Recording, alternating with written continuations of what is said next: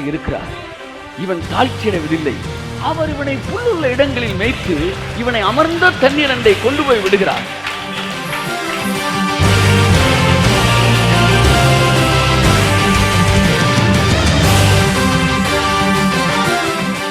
ஆவியானவர் எல்லாம் பிரசங்கம் பண்ணா பூமி முழுவதும் நீ ஒரு பிரசங்கியா தான் இருப்ப. ஆனா ஆவியானவருடைய எனர்ஜிட்டினா நீயே சாட்சியா இருப்ப. கையை தட்டு.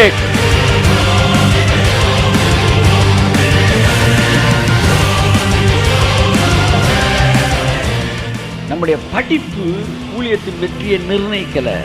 ஆனா ஆவியானவருக்கும் உங்களுக்கும் இருக்கிற தொடர்பு இருக்கு பாருங்க, அதுதான் ஊழியத்தின் வெற்றியை நிர்ணயிக்கும்.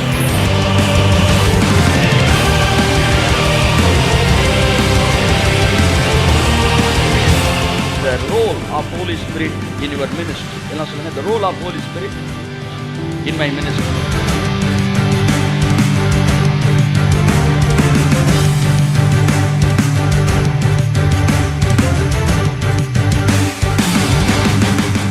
ஆவியானவர் கொடுக்குற பிளானே வேற. அவர் 4ன்னு சொன்னாலும் 4 தட்டினீங்கன்னா 4 மில்லியன் அங்கே தூக்கும். சைத்தன்யம் ஒரு ஆமே.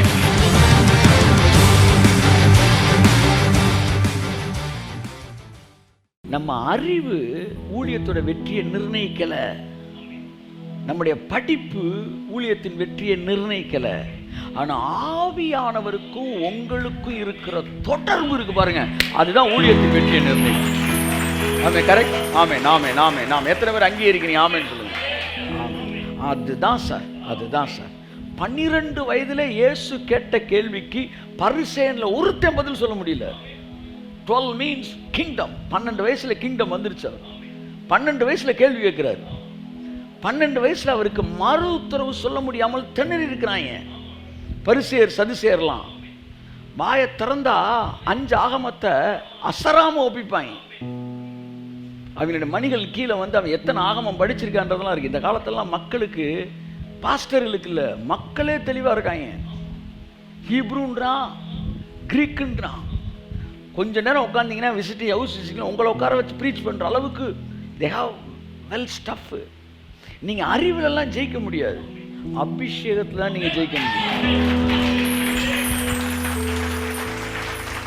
12 வயசுல இயேசுனார் கேட்ட கேள்விக்கு பரிசேயன்லாம் அரெஸ்ட் ஆயிட்டான். ஏன் 12 வயசுல ஊழியம் ஆரம்பிக்கல? அதுதான் என் கேள்வி. அவர்களை விட மிகச்சிறந்த புலமை இயேசுவுக்கு இருந்தும் அவர் ஊழியத்தை ஆரம்பிக்கல. 30 வயதிலே 30 வந்த பிறகு ஆரம்பிக்கல. ஆவியானவர் அவர் மேல இறங்கினார் பாருங்க, அதுக்கப்புறம் தான் ஊழியத்துக்கு என்ட்ரு ஆகிறார். கை தட்டு, கை தட்டு, கை தட்டு. நல்லா நல்லா நல்லா நல்லா நல்லா நல்லா நல்லா நல்லா நல்லா. The anointing of the Holy Spirit is the major need of a successful ministry. அபிஷேகம் உங்களுக்குள்ள இருக்கு. அது எவ்வளவாய் நாம் பயன்படுத்துகிறோம்? Are we using the anointing? Are we influenced with the anointing? Shekara malabadu ramana shantuna manadiyan ribala barvaya tarundu shakara balabadi remena hadara mana madi remene shakara balabadi ramana ma shantune mena madiyankara bala. அந்த அனாயிண்டிங்ல ஒரு influence உங்களுக்கும் ஆவியானவருக்கும் இருக்கிற தொடர்பு தாங்க வெற்றி. ஆவியானவர் வந்த பிறகுதான் இயேசுனார் ஊழியத்தை ஆரம்பிக்கிறார். பரிசேயர்களுக்கும் சதுசேயர்களுக்கும் இயேசு கிறிஸ்துவின் ஊழியத்துக்கு இருந்த பெரிய வித்தியாசம் என்ன தெரியுமா? ஆவியானவர். சார் ஆவியானவர்னா என்ன சார்? அவர் சிறை விரிச்சார்னா பூமியை உள்ள வந்துடும் சார். ஆதியா 1 அதிகாரத்திலே தேவன் பேச பேச ஆவியானவர் தான் எல்லாத்தையும் சரி பண்றாரு. ஆவியானவர் உங்களுக்குள்ள இருந்தா தான் நீங்க பேசும்போது ஆவியானவர் உள்ள போய் சரி பண்ண. வெளிச்சம் உண்டாகட்டும், அங்க வெளிச்சம் உண்டாகும். ஆமா, காணிக்கை எடுக்க போறோம் நீங்க பேசுனீங்கன்னா ஆவியானவர் வேலை பார்த்தா தான் காணிக்கை வரும். இல்லாட்டி நீங்களா பையில இருந்து எடுத்து போட்டு நீங்களா போயிட வேண்டியதான். சரீர முயற்சி அற்ப பிரயோஜனம். இன்னைக்கு அற்பமான ரிசல்ட் பார்த்தது காரணமே அறிவின் பின்பாக சபை போனது. ஆவியானவர் தாழ்மையான சொல்லிக்கொள்ள விரும்புகிறேன். உங்களை ஆவியானவரோடு அதிக தொடர்பில் இருக்க வேண்டும் என்று இந்த வேளையில் தேவனுடைய வார்த்தை உங்களை நோக்கி வருது. There is a great responsibility to the pastors, they must have a close relationship with the Holy Spirit. ஏன்னா நீங்கள் 1000 வருஷம் செய்ய முடியாத ஒரு நாளில் செஞ்சிருவார். 6 நாளைக்குள்ள ஆவியானவர் உலகத்தையே சரி பண்ணார். உங்கள் கிராமத்தெல்லாம் இந்நேரம் வந்து வேறு லெவலுக்கு போயிருக்கும் ஆவியானவர் உள்ளே விட்டுருந்தா. ஸோ நன்றாக கவனிங்கள், ஆவியானவர் எண்ணெய். ஏன் எண்ணெய்? எதையுமே ஈஸியாக்குறதுக்கு பேர் தான் எண்ணெய். திறக்க முடியாத பூட்டை எண்ணெயை போட்டால் திறந்துடும். நேற்று ஒரு லாக்கு பாருங்கள், திருகவே முடியல, துரு பிடிச்சிருந்துச்சு. எண்ணெயை போட்டோன்னா துருலாம் போயிடுச்சு. எண்ணெய் ஆவியானவர் வந்துட்டானோ உங்கள் ஊழியெல்லாம் ஈஸியாக மாறிடும். ஈஸியாக மாறி சார் எங்கள் ஏரியாவில் ரொம்ப என்னது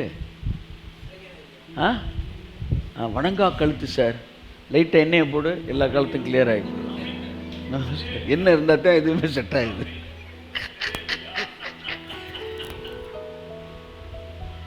அப்போ ஆவியானவரோடு இருக்கிறவனுக்கு எல்லாம் ஈஸியாக இருக்குது. பக்கத்தை கைப்பிடி சொல்லுங்க, எல்லாமே ஈஸி தான். ஆவியானவரோடு இருந்தால் எல்லாம் ஈஸி. அவன் ஒரு நாள் ஊழியம் கஷ்டம்னு சொல்லவே மாட்டான். சிலுவையே அவனுக்கு ஈஸி தான். சிலுவை சுமந்து இயேசுவின் பின் சிரித்த முகமாய் சென்றிடுவேன். அதை மிஸ் பண்ணிடக்கூடாது. பவுல் சொல்கிறான், இவை எல்லாவற்றிலும் நான் சந்தோஷப்படுகிறேன். சும்மா எங்கள் ஏரியாவில் இருக்கிறவங்க சார் எங்கே போனாலும் இந்த பஞ்சப்பாட்டு பாடுறது. எங்கள் ஊருக்காரங்களாம் அவ்வளோ சீக்கிரத்தில் கேட்க மாட்டாங்க சார். நான் தமிழ்நாடு ஃபுல்லாக ஊழியர்களை பார்க்குறதுனால ஒன்று கண்டுபிடிச்சிட்டேன். எல்லா ஊழியக்காரன்ட்டையும் இதே பொய்யை தான் சொல்லி வச்சுருக்கான். ராம்நாடுக்காரனும் அதான் சொல்கிறான், திருநெல்வேலிக்காரனும் அதான் சொல்கிறான், நாகர்கோவிலுக்காரனும் அதான் சொல்கிறாங்க. அங்கிட்டு சேலத்துக்கு போனாலும் எங்கள் ஏரியா ரொம்ப மோசமான ஏரியான்னு சொல்லி அந்த ஊரில் 2 பழைய கோவில் பேரையும் தெரிஞ்சு வச்சுக்கிறது. ஒன்று ஆதியாமா யாத்திராம் படுறான்னா நீ ஊருக்குள்ளே இருக்கிற வந்து இந்து பேரை பேய் பேரை வச்சுக்கிட்டு இந்த பேய் இருக்குது பார்த்தீங்களா, அது ரொம்ப மோசமானது. அப்போ பேசாமல் அதை கும்பிட்டுரு. இல்லை அதை கர்த்தர் பெரியவர் தெரியுதுல்ல, அப்புறம் அதை பேசிக்கிட்டு இதெல்லாம் பேசக்கூடாது. நம்ம ஊருக்குள்ளே என்ன பேய் வேணாலும் இருந்துட்டு போகுது. எங்கள் ஊரை பற்றி டிஜிஎஸ்ஸே இப்போ கூட சொல்லியிருக்காரு சில நேரம். நாங்கள்லாம் வந்து அடித்து தகர்த்துட்டு தான் போய் உட்காந்துட்டு இருக்கிறோம். இங்கே பாருங்கள், டிஎல் ஆஸ்பான் வந்தப்போ இதுதான் நடந்துச்சு. 50 பேர் சொன்னாங்க, சார் மதுரை மோசமான ஊர். ஆமாம் அவன் அப்படியான்னு கேட்டோன்னே போயிட்டாங்க. எப்போவுமே மீட்டிங் முந்தின நாள் தான் வருவாங்க. ஏன்னா வந்தவனை காலி பண்ணோம்ல. டிஎல் ஆஸ்பான் அப்படியே யோசிச்சிருக்காரு. கர்த்தர் சொன்னார், தம்பி போய் நல்லா சுடுதண்ணில் குளின்ட்டார். அசுத்தாவியெல்லாம் உன்னை லைட்டாக அதை நக்கி விட்டு போயிருக்கு, இப்போ குளிச்சுட்டு வந்துடுங்க. நல்லா குளிச்சுட்டு வந்தவனை கர்த்தர் சொன்னாரான், நாளைக்கு நான் சொல்கிறத மட்டும் போய் சொல்கிறேன். நேராக வந்தார், பிரசங்கத்தை பண்ணார், கையை நீட்டி ஜெபம் பண்ணார். அற்புதம் அடையாளம் பயங்கரமாக நடக்குது. எத்தனை பேரையே சுயத்துக்கிறீங்கன்றாரு. அப்படியே தூக்குறாங்க ஒரு 1,00,000 பேர்கிட்ட. உடனே அந்த பாஸ்ட்டுக்கு நைட்டு நான் வந்த குரூப் இருந்துச்சு பார்த்தீங்களா, அதை ஃபுல்லாக கூப்பிட்டீங்க பாரு, நீ சொன்ன ஊரில் தான் இவ்வளோ பேர் கையை தூக்கியிருக்கிறாங்க. காமிச்சிட்டு நீ இயேசுவை காட்ட வேண்டிய பிரகாரம் காட்டினால் மக்கள் ஏற்றுக்கொள்ள தயாராகத்தான் இருக்கிறார்கள். உலகத்தில் இருப்பவனிலும் சொல்லுங்கள், என்னில் இருக்கிறவர் பெரியவர். ஆமாம், பெரியவர். ஸோ நல்லா கவனிங்க, த அனாயிண்டிங், அதாவது என்ன வந்துருச்சுன்னா எல்லாம் ஈஸி சார். சொல்லுங்கள், என்ன வந்தால் எல்லாம் ஈஸி சார். உங்களை வச்சுலாம் பேசுகிறதுலாம் சாதாரண விஷயமா சார்? உங்கள் நெஞ்சை தொட்டு சொல்லுங்கள். நீங்களாம் வந்து அவ்வளோ சீக்கிரத்தில் கேட்டுருவீங்கல்ல. கேட்குறேன், உங்கள் வயசு என்ன, என் வயசு என்ன? நான் 15-20 வருஷத்துக்கு முன்னாடி பாஸ்டர்ஸ் மீட் தொடங்கியிருக்கிறேன். கொஞ்சம் யோசிங்க, பாஸ்டர்ஸ் உட்கார வச்சு ஒரு ஆமேன்னு சொல்ல வைக்கிறதுனா அவனுக்கு நோபல் பரிசு தான் தரணும். அவங்கள கைத்தட்ட வச்சுட்டிங்கன்னா உங்களுக்கு ஆஸ்காருக்கு மேலே எங்கேயோ கொடுக்கணும். ஆனால் ஆவியில் நரம்புறோம்னா இதெல்லாம் என்ன இல்லாமல் நடக்காது சார், நடக்காது. அப்போ இதை செய்ய முடியும்னா உலகத்தில் எதையுமே செய்ய முடியும்ன்றேன் நான். ஆமாம். அப்போ ஜனங்களை இன்ஃப்ளூயன்ஸ் பண்ணுற பெரிய விஷயமா ஆவியானவர் இருந்தாருன்னா எல்லாம் ஈஸியாகிடும். ஸோ என்ன ஈஸியாக. அடுத்து ஆவியானவருக்கு தண்ணி பாருங்கள், எப்பவுமே ரெஃப்ரெஷ் பண்ணிக்கிட்டே இருக்கும். சொல்லுங்கள், தண்ணி உள்ளேயும் சரி பண்ணும், க்ளீன் பண்ணும், வெளியேயும் க்ளீன் பண்ணும். பாருங்கள், தண்ணி குடிக்க குடிக்க உங்கள் பாடியில் இருக்க டாக்ஸின்ஸ் எல்லாம் என்ன செய்யுது, அப்படியே என்ன செய்யுது, கழிவில் வெளியேறிக்கிட்டே இருக்குது. வாட்டர் ஃபாஸ்டிங் எடுக்க சொல்லலாம். எடுத்துக்கிட்டு தண்ணியாக தான் நீங்கள் குடிச்சிக்கிட்டே இருக்கணும். இன்றைக்கி ஒரு நாள் பாருங்கள், உடம்பு ஃபுல்லாக கிளென்சிஃபை ஆகும், ஸ்கின் எல்லாம் வந்து டோன் மாறும். அப்போ ஆவியானவரோடு தொடர்பில் இருக்கிறவன் எப்போவுமே வந்து ஃப்ரெஷ்ஷாக தான் இருக்கிறான். பாருங்கள், தண்ணியே குடிக்காதவன் கொஞ்சம் அப்படியே மக்கிடுவான். மக்கி அவனுக்குள்ளே வந்து டாக்ஸின்ஸ் அதிகமாகிடும், தண்ணி குடிக்காட்டி கிட்னி காலியாகிடும். இதில் நிறைய பக்க விளைவுகள் வருது சார்னா. தண்ணி ரொம்ப குடிக்கல சார், தண்ணி நல்லா குடிக்கணும். பக்கத்தில் பசங்க தண்ணி நல்லா குடிங்க, தண்ணி நல்லா குடிங்க. ஆமாம் ஆமாம், தண்ணி நல்லா குடித்தா இந்த சரீரம் நல்லாயிருக்கும். ஆவியானவர்கள் நிரப்பப்பட்டுக்கிட்டே இருந்தீங்கன்னா இந்த சரீரம் ஆவியின் சரி நல்லாயிருக்கும். ஸோ கிளென்சிஃபிகேஷன், ஹோலி ஸ்பிரிட்டோடு இருக்கிற கனெக்ஷன், அவன் மைண்டு கிளென்சிஃபை, இப்படி பல விஷயம். இயேசுக்கு இன்றைக்கி நான் ஒரே ஒரு மேட்டர் தான் பேசுவேன், 10 நிமிஷத்தில் முடிச்சுவேன். என்னென்னா, இயேசு வந்து 12 வயசில் அவருக்கு இருந்த நாலேஜில் அவர் ஊழியம் பண்ணலை, ஏன்னா அபிஷேகத்துக்கு எதிர்பார்த்தார். ஆனால் இங்கே நிறையா பேர் இயேசுவோட நிறைய நாலேஜில் இருக்காங்கன்னு நினைக்கிறேன். அவங்க வந்து என்ன செய்கிறதில்ல, அபிஷேகத்தையே கேர் எடுக்கிறதில்ல, அப்படியே வெறும் வந்து வசனத்தை நம்பியே போயிடுறது. அதை சொல்ல, ஃபஸ்ட்டு செஞ்சுரியில் வசனத்துக்கு பைபிளே இல்லை, ஆனால் ஆவியானவர் மட்டும்தான் இருந்தார். கைத்தட்டுங்க. அவர்கள் பேசின வார்த்தை, அவர்கள் பிரசங்கித்த பிரசங்கங்கள், இவைகள் எல்லாம் 2000, 3000, 5000 அள்ளிட்டு வந்துச்சு. சார் ஆவியானவர் சார். பக்கத்தில் கொஞ்சம் முகத்தை பார்த்து சொல்லுங்கள். இப்படி 2 பக்கம்லாம் கை கொடுக்காங்க, ஒரு பக்கம் கையை கொடுங்க. அவர் கண்ணை பாருங்கள். ஆவியானவர் சார், ஆவியானவர் சார், ஆவியானவர் சார், ஆவியானவர் சார். நேற்று ஒருத்தர் பேசியிருந்தார், அந்த கண்ணு லுக்கு வந்து it is the meeting spot of சோல்ஸ்ன்றார். ஆத்துமாக்களின் சங்கமமாக கண்ணில் பார்க்குறது. கண்ணில் பாருங்களேன், பார்த்து சொல்லுங்கள், ஆவியானவர் சார், எங்களை நோக்கி பார் அப்படின்னா பாருங்கள். பாருங்கள், ஆவியானவர் சார், ஆவியானவர், ஆவியானவர் சார். அறிவில்லை சார், ஆவியானவர். இன்னைக்கு ஆவியானவருக்கு நீ இன்னையிலேருந்து ஆவியான முதல்ல கொடுங்க. அடுத்த 1 மாதத்துக்குள்ள உங்கள் மினிஸ்ட்ரியில் புது கதவுகள் திறக்குதா என்பதை யோசிக்கணும். சரி, ஒரே ஒரு வசனத்தை நான் வாசித்துட்டு, the importance of the holy spirit அப்படி இன் யுவர் மினிஸ்ட்ரி, அப்படின்ற holy spirit role in your ministry, உங்கள் ஊழியத்தில் ஆவியானவருடைய பங்கு, உடைய முக்கியத்துவம் என்னன்றதை பேசி நான் முடிக்க விரும்புகிறேன். அப்போஸ்தலர் நடவடிக்கைகள் 1ஆம் அதிகாரம் 3 வாசிங்க. அவர் பாடுபட்ட பின்பு 40 நாளளவும் அப்போஸ்தலருக்கு தரிசனமாகி தேவனுடைய ராஜ்யத்துக்குரியவைகளை அவர்களுடனே பேசி அநேகம் தெளிவான திருஷ்டாங்கங்களினாலே அவர்களுக்கு தம்மை உயிரோடு இருக்கிறவராக காண்பித்தார். 40 நாளளவும் பேசினார், திருஷ்டாந்தங்களினாலே உயிரோடு இருக்கிறவராய் காண்பித்தார். 40 நாள் பேசியிருக்கிறார், இயேசுவே பேசியிருக்கார். எல்லாம் சொல்லுங்க. 40 நாள் செமினார் எங்கேயாச்சும் அட்டன் பண்ணியிருக்கீங்களா? உபவாச ஜெபம் இல்லை, செமினார். 5 நாள் பார்த்துருப்பான், 7 நாள் பார்த்துருப்பான், 21 நாள் பார்த்துருப்பான். 40 நாள் இது அண்ணே நடத்திருக்காரு. 40 சரி, அடுத்து 120 நாள் தான் போல. 40 நாள் உட்காந்து பேசிகிட்டே இருக்கார். யார் பேசினது? இயேசுவே பேசியிருக்கிறார். ஒரு வேர்டை கூட நீங்கள் நோட்ஸ் எடுக்காம விட முடியும், அப்படி பேசியிருக்கார். பேசிட்டு, தம்பி நல்ல ஸ்டஃப் உங்களுக்கு கொடுத்துட்டேன், இது போதும், வச்சு உலகத்தையே நீ என்ன செய்யலாம், கலக்கலாம் அப்படின்னு சொல்லி அவங்கள என்ன செய்யலை, அனுப்பலை. என்னதான் பேசினாலும் சொன்னார், இது இன்ஜினு,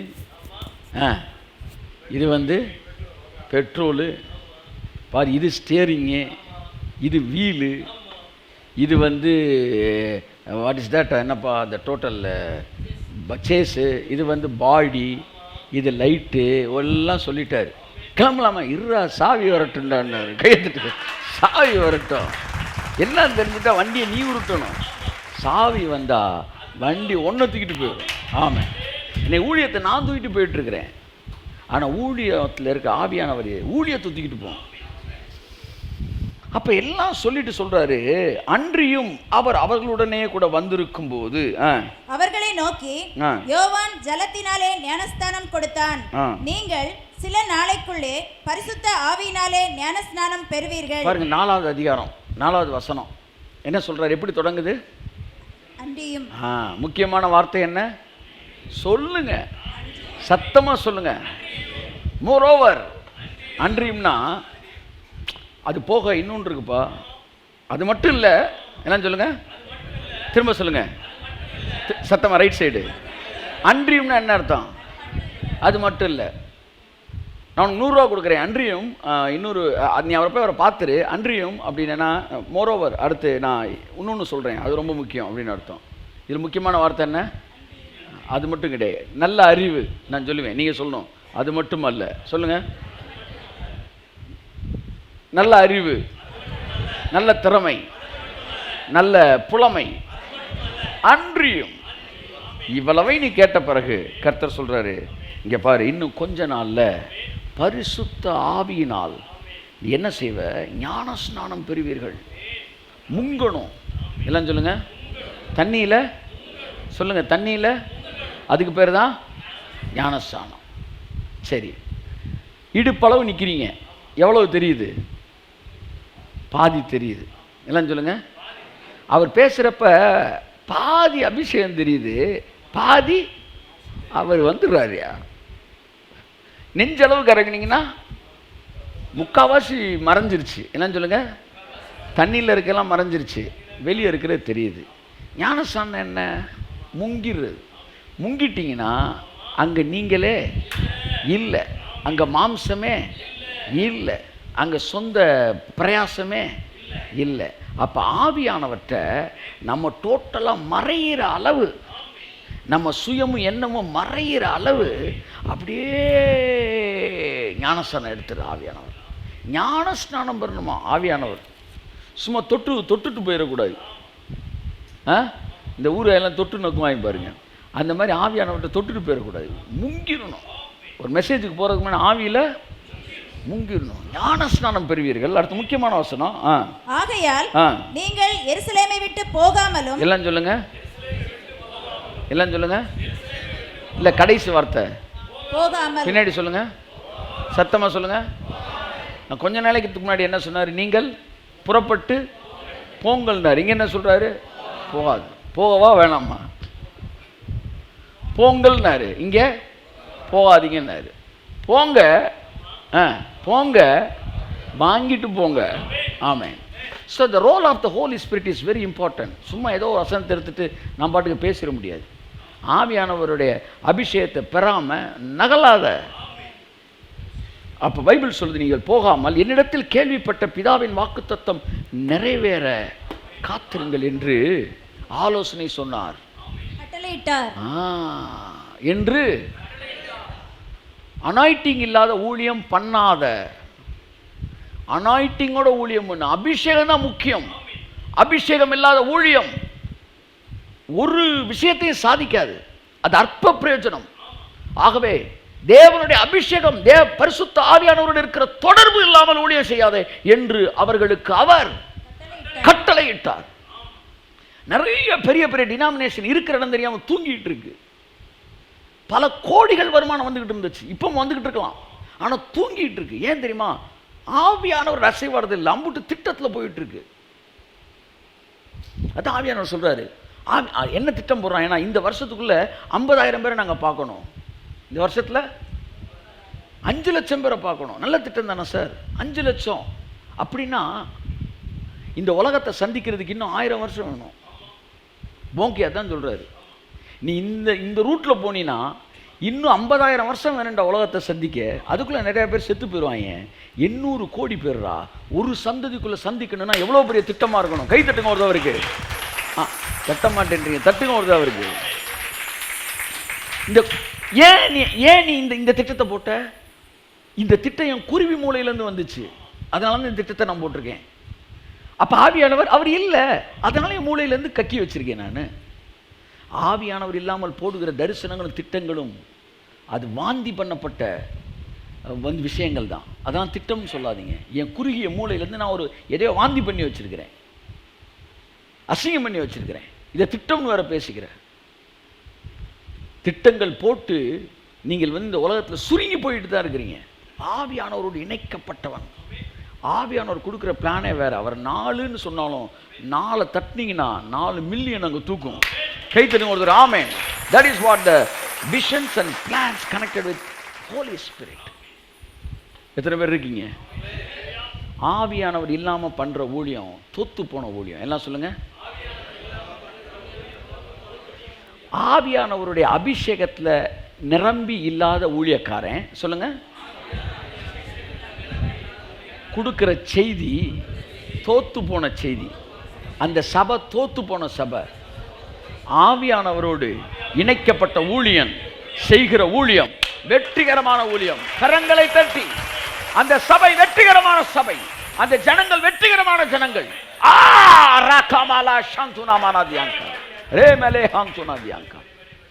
என்னுடைய கேள்வி, ஹோலி ஸ்பிரிட் இல்லாம மெசேஜ் கொடுக்க முடியுமா முடியாதா? கொடுக்க முடியும். அது சிறப்பான மெசேஜா இருக்குமா இருக்காதா? இருக்கும் வாய்ப்பு இருக்கு. ஏரோதே பிரசங்கம் பண்ணியிருக்கிறான், தேவனுடைய சத்தம் சொல்லியிருக்கிறான். அவன் பேசினா நம்மளால பேச முடியும். நீங்க பேசலாம். இப்போ கூட அபிஷேகம் இல்லாமல் நீங்க செய்தி கொடுக்கலாம். அழகான முத்துக்களை நீங்க பார்க்க முடியும். சிறப்பான ஃப்ரேம்டு மெசேஜஸ், 6 பாயிண்ட் அடுக்கி வைக்கப்பட்ட விறகுகளை நீங்கள் கொடுக்க முடியும். ஆனால் ஆவியானவரோடு இணைக்கப்பட்ட ஒரு மனிதன் கொடுக்கிற செய்திக்கும் ஆவியானவரோடு இல்லாத மனுஷனுடைய ஊழியத்துக்கும் இருக்கிற மிகப்பெரிய வித்தியாசத்தை அப்போஸ்தலர் 1:8 மிக தெளிவாய் சொல்லுகிறது. அப்போஸ்தலர் 1:8 பரிசுத்த ஆவி உங்களிடத்தில் வரும்போது பாருங்க, ஆவியானவர் இல்லாத போது நீங்கள் கொடுப்பவைகள் செய்திகள். ஆனா ஆவியானவர் உங்களுக்குள் வரும்போது நீங்கள் பலனடைந்து எருசலேமிலும் யூதேயா முழுவதிலும் சமாரியாவிலும் பூமியின் கடைசி பரியந்தமும் எனக்கு சாட்சிகளாய் இருப்பீர்கள். ஒரு தடவை கை தட்டுங்களேன், ஒரு தடவை ஒரு காமே. ஆவியானவர் என்ன சொன்னாரு? இங்க உட்கார்ந்துருக்கும் ஜஸ்டினே, நான் இல்லாமலும் ஆவியானவர் இல்லாமல் நீ பிரசங்கம் பண்ணலாம். ஆவியானவர் இல்லாமல் பிரசங்கம் பண்ணா பூமி முழுவதும் நீ ஒரு பிரசங்கியா தான் இருப்ப. ஆனா ஆவியானவருடைய இணைஞ்சிட்டினா நீயே சாட்சியா இருப்ப. கையத்தட்டு கையத்தட்டு. ஆமென் ஆமென் ஆமென். நான் ஐஸ்வர்யத்தை பிரசங்கிக்கிறது வேற, நானே ஐஸ்வர்யவானா இருக்கிறது வேற. நான் பில்லியன்ஸை பேசுறது வேற, நானே ஒரு ட்ரில்லியனரா இருக்கிறது வேற. நான் ஆரோக்கியத்தை பேசுறது வேற, நானே என்னுடைய வயதில் வாழ வயதின் ஆரோக்கியத்தை அனுபவிப்பது வேறு. கையத்தட்டி ஆமென். நான் வெற்றி வாழ்க்கையை பேசுவது வேறு, நானே வெற்றிகரமான இளைஞனா இருப்பது வேறு. அது பிரசங்கி, அவன் பிரசங்கம் பண்றான், நான் பிரசங்கி இல்லை, நான் சாட்சி. கையத்தட்டே. ஆமென் ஆமென். நீ ஆவியானவர் இல்லாம பண்ணா உனக்கு பேரு பிரசங்கி. நீ ஆவியானவரோடு நடந்தினா உனக்கு பேரு சாட்சி. அங்கதான் மக்கள் பார்க்குறான். இவன் வாழ்க்கையில் நான் அடிக்கடி சொல்லுவேன், நான் 100 பேர் என் செய்தி கேட்குறானா 70 பேர் நம்புவான். 70 பேர் அவன் வாழ்க்கையில் அனுபவிக்கிறான், 30 பேர் அனுபவிக்கல. 70 பேருக்கு ஒர்க் அவுட் ஆகுது, 30 பேருக்கு ஒர்க் அவுட் ஆகலை. அப்போ 70 பேர் நம்புவான், 30 பேர் நம்ப மாட்டான். ஆனால் 30 பேர் நம்புகிறான். ஏன்னா 70 பேர் அவன் வாழ்க்கையில் பார்க்குறான், 30 பேர் என் வாழ்க்கையில் பார்க்குறான். ஸோ 100 பேருக்குமே சாட்சி எங்கே இருக்குது? 70 பேருக்கு அவன் வாழ்க்கையில் சாட்சி இருக்குது, மீதி 30 பேருக்கு என் வாழ்க்கையில் சாட்சி இருக்குது. இன்றைக்கு வரைக்கும் உங்க பேருக்கு பிரசங்கின்னு பேர் இருக்கிறது காரணம் என்ன தெரியுமா? ஆவியானவர் என் ஊழியத்தில் பெரிய பங்கு இல்லை. பைபிளை திறந்த உடனே என்ன மெசேஜ் எடுக்கலாம் தான் நான் யோசிக்கிறேன். ஆனா கண்ண மூடி ஆவியானவர் என்ன சொல்ல வராரு அப்படி கேட்கறது இல்லை. நான் வர்றதுக்கு முன்னாடி அப்படியே உட்காந்துருக்கிறேன். என் ஒய்ஃப் சொல்றா, என் வாழ்நாளில் உங்களை மாதிரி ஒரு மனுஷன் நான் பார்த்ததே கிடையாது. என்னாச்சு? மணி 10:45 ஆச்சு, இவ்வளவு கூலாக இருக்கிறீங்க. நான் கூலாக இல்லை, இப்போ தான் ஹாட் ஆகிட்டு இருக்கிறேன். நான் ஐம் இன் த கனெக்ஷன். பைபிளை திறந்து வைக்கிறது கூட பல நேரங்களிலே ஆவியானவருடைய இடைபடுதலுக்கு தடையாய் மாறுகிறது. சில நேரம் ஸ்டேஜில் உட்காந்து பயமாக தேடிட்டு இருப்பேன். கர்த்தர் சொல்லுவார், ஆண்டவர் என்னோட பேசுவேன், பேசுகிறேன், கொஞ்சம் பைபிளை மூடு அப்படின்வார். கொஞ்சம் மூடு, நான் பேசுகிறேன். இல்லை இல்லை, அப்போ அறிவில் தேடிட்டு இருக்கிறியா? நான் சொல்கிறத கேட்குறியா? இல்லை, மூடு. First preference voice of God, second தான் word of God. First John the Baptist, second தான் ஜீசஸ் வராரு. அப்போ கடவுளோட வாய்ஸ் ஆஃப் காடை என்னைக்கு நீங்கள் கேட்டு வாய்ஸை நீங்கள் பேசுறீங்களோ அந்த வாய்ஸு ஜனங்களுக்குள்ள ஆதியிலே வார்த்தை இருந்ததுன்னு வருது பார்த்தீங்களா? வெளிச்சம் உண்டாக கடவுள் இயேசு பிதா சொன்னார்ல, அந்த வார்த்தை எப்படி சிருஷ்டிச்சோ அப்படி அந்த வார செய்தி சிருஷ்டிக்கும் ஜனங்களுக்குள்ள. That is what the power of the voice of God. அப்ப ஆவியானவர் சொன்னார், பரிசுத்த ஆவி வரும்போது, நல்லா கவனிங்க, பரிசுத்த ஆவி வராத போது நீ பிரசங்கியா இருப்பாய், பரிசுத்த ஆவி வரும்போது நீ சாட்சியா இருப்பாய். கையை தட்டுங்க சார். ஆமென். இன்னைக்கு நான் பிரசங்கியா இருக்கிற காரணம் என்னன்னா, நான் ஆவியானவருக்கு பெரிய லெவல்ல முக்கியத்துவம் தர்றது கிடையாது, அதனால தான் பிரசங்கியா இருக்கிறேன். ஆனால் என்னைக்கு ஆவியானவருக்கு முக்கியத்துவம் தர்றேனோ அன்னைக்கு நான் சாட்சி ஆயிடுறேன். ஐயா சூப்பர். நோட்ஸ் என்ன பார்த்து எடுத்துக்க. இங்கே பாருங்க, நீங்கள் பிரசங்கியாக இருக்கும்போது உங்கள் பேசுகிறத பார்த்து நோட்ஸ் எடுக்கிறாங்க. நீங்கள் சாட்சியான பிறகு சொல்லுங்கள், உங்களை பார்த்து நோட்ஸ் எடுக்கிறாங்க. அதான் பவுல் சொல்கிறாரு, நீங்களே நிருபங்களாக இருக்கிறீர்கள். கொரிந்தியர் ஏன்ட்ட பார்த்துக்க, எபேசியர் ஏன்ட்ட பார்த்துக்க, கலாத்தியர் ஏன்ட்ட பார்த்துக்க, பிலிப்பியர் கொடுக்குறது ஏன்ட்ட பார்த்துக்க, குறைவுகள் நிறைவாகிறது ஏன்ட்ட பார்த்துக்க, பிலிப்பியர் 4:19 ஏன்ட்ட பார்த்துக்க, சங்கீதம் 23 ஏன்ட்ட பார்த்துக்க. இப்படி சங்கீதம் 23 உங்கள்கிட்ட என்ன செய்யணும்? படிக்கணும். சொல்லுங்க, படிக்கணும். கர்த்தர் இவன் மெய்ப்பராய் இருக்கிறார், இவன் தாழ்ச்சியடைவதில்லை, அவர் இவனை புல்லுள்ள இடங்களில் மேய்த்து இவனை அமர்ந்த தண்ணீர் அண்டை கொண்டு போய் விடுகிறார். அப்படி உங்களை பார்த்து படிக்கணும். இதோ கர்த்தருக்கு பயப்படுகிற மனுஷன் 128 உங்களை பார்க்குறப்ப அவன் சொல்லணுமா, இதோ அப்படின்னா பிஹோல்ட், கண்ணை திறந்து பார், இதோ உங்களை பார்த்து சொல்றான், இதோ கர்த்தருக்கு பயப்படுகிற மனுஷன் இவ்விதமாய் ஆசீர்வதிக்கப்படுவான். கையை தட்டி கையை தட்டி கையை தட்டி. போதும் பிரசங்கியின் வாழ்க்கை, போதும் பிரசங்கியாய் வாழ்ந்த வாழ்க்கை. என்றைக்கு ஆவியானவரோடு இருக்கிற தொடர்பு, உனக்கும் அவருக்கும் இருக்கிற தொடர்பு உயிருள்ளதாய் மாறுகிறதோ அன்றைக்குத்தான் நான் சாட்சியாய் மாறுகிறேன். இந்த வார்த்தையை போய் பிலிவர்ஸ்ட பேசிக்கிட்டு இருக்கிறோம். அந்த சகோதரி ரொம்ப சாட்சியான சகோதரி, இந்த சகோதரன் ரொம்ப சாட்சியான சகோதரர். ஆனால் இந்த வசனம் பிலிவர்ஸ்க்கே பேசல, இயேசு தம்முடைய சீஷர்களை பார்த்து பேசிய வார்த்தை. 40 நாள் சீசன்ட்ட பேசி சொன்னாரு, ஐயா அவர் சாட்சி சப்புன்னு அறிஞ்சிருவேன், அவனை சாட்சியா வைக்கல, நான் ஒன்னு தான்டா சாட்சியா வச்சிருக்கிறேன், ஒன்னு தான் சாட்சியா.